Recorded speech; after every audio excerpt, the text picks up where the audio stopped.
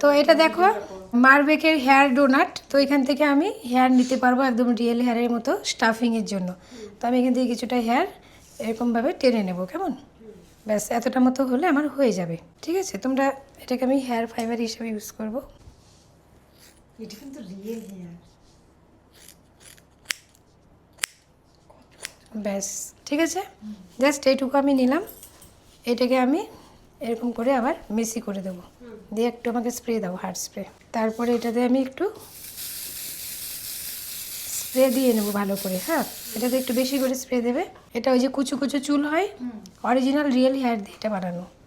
ঠিক আছে, এইবার এটাকে আমি জাস্ট এরকম বানিয়ে নিলাম একটা বেসটাকে আমি ইউপিন দেবে। হ্যাঁ, চাইলে এমনি হেয়ার ফাইবার হয় না, হেয়ার ডোনাট একটা প্লাস্টিকের যেটা হয় সেটাতেও করতে পারবো। আমি পুরোটাই হেয়ারের মধ্যে আজকে রাখতে চাইছি, সেই জন্য আমি এটা দিলাম। ঠিক আছে, আমরা রুটে ব্যাককুমিং করেছিলাম আগে। হ্যাঁ, তখন বলছিলে কেন এখানে ব্যাককুমিং করছি, কেন করছি? যাতে ওটা টাইট থাকে, এটা আমি এইদিকে লক করতে পারি। ব্যাককুমিং না করলে যেটা স্লিপ কাটতো ক্লিপটা, তাই না? বুঝে গেছো কোনটা আমি কিসের জন্য করেছিলাম?